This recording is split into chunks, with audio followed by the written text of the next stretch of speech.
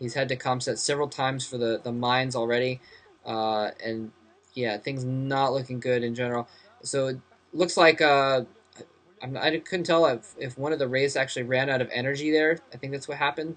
So now, yeah, see, he's completely out of comsat. So he's got those Goliaths positioned right there to attack when the comsat goes off. But he doesn't quite have it. Yeah, there's the comsat finally. It's going to kill one Wraith, and the other Wraith had run out of energy, so he'd run it away anyway. So only one Wraith kill for Flash. Unfortunately for Mind, all this harassment has not really stopped. Sorry, excuse me. Flash from getting that expansion up. He has killed a lot of SCVs and he's slowed down the mining time, but and Mind has taken this time, and Mind going in for another flash here, another drop. This time with siege tanks. Very, very, very cool move on his part. He's going to kill some more SCVs off here, and Flash is just getting harassed over and over and over and over and over again. And if there is anyone that is good at standing up to harassment, it is Flash. Not, he can stand up to this pretty well. He's got a lot of forces out there in the field, but it's going to be difficult for him to bring them back to deal with these tanks there. It looks like he's actually going to lose that refinery there, but that's not going to be too big of a loss. Mainly the big loss is the mining time, especially of that refinery. As Combat has said multiple times, he sees that dropship, and he knew almost using that dropship as bait. He was trying to, the dropship getting chased there. It's only got a couple hits left on it. Comsat goes off. That last Wraith finally dies. So excellent move by Flash there, barely dodging those Wraiths there, using his last two Comsats to full effect to protect. Mine's dropship now getting caught there. If he loses, yeah, he's not going to lose that dropship. If he had, that would have been pretty bad news. Although worse news for Flash at this point if he had lost his dropship. So he does have a dropship, and finally Flash is going to be able to do some sort of a counter back against Mind. Mind has not been pressured at all, and what that means is that even though the fact that Mind got his command center up later, his SCV count is going to be way higher, and he's going to be able to. He's basically going to have a superior economy there. Almost losing the dropship again. And Flash is just incredibly... it's got one hit left on it. Oh my gosh. I thought that last hit was going to kill it. But in fact, and there goes the dropship. But at least he got the tanks out there.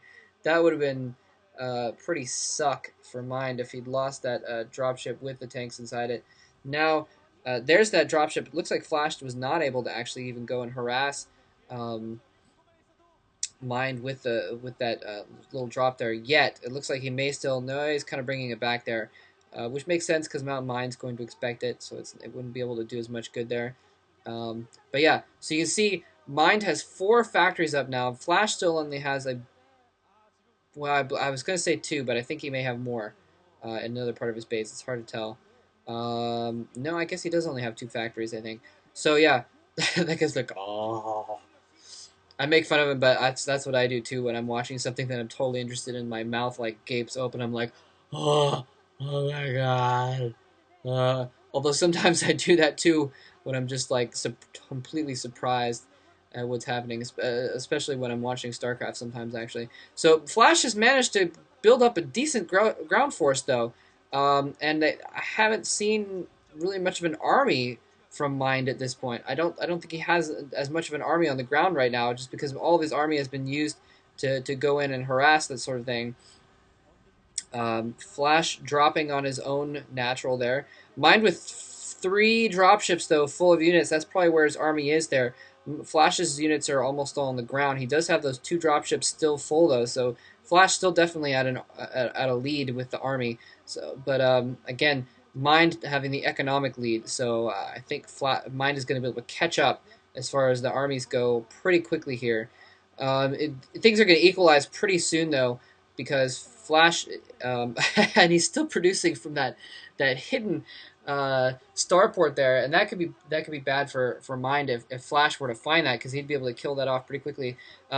Mind going in for a drop, a big drop here, 4 dropships. In the meantime, Flash is actually bringing his full army in on the ground against Mind's front door, And so both players going after each other at the same time here. Both players, Mind dropping, and actually Flash has brought his dropships back. He's bringing his dropships back to drop all on top of Mind. And Mind, to his advantage, has not sieged all of his tanks. Otherwise, most of his forces would not be able to fire, especially because with all the units so close to them. They'd be able to fire a little bit at the SCVs and that sort of thing. I think that was probably to his advantage to have. Oh, and Flash knew those dropships were going to have to retreat. He's hunting them down, but Mind is on top of it. He's going to try and avoid those Goliaths. He does avoid them.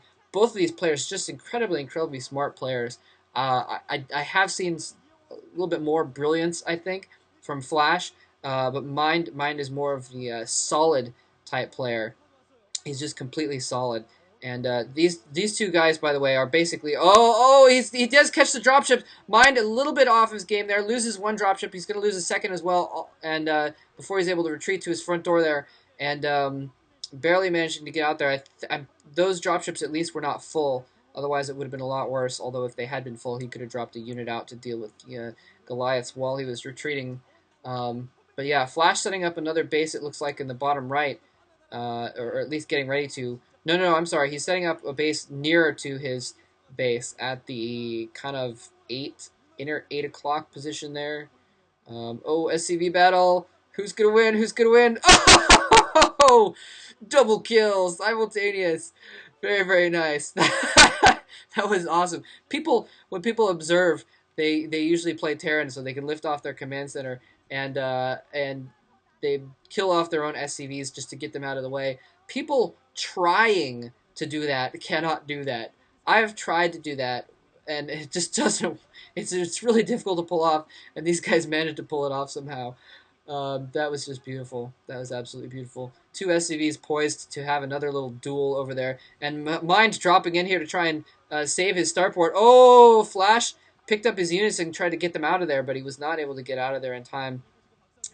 This is absolutely crazy. Absolutely crazy. Thanks again.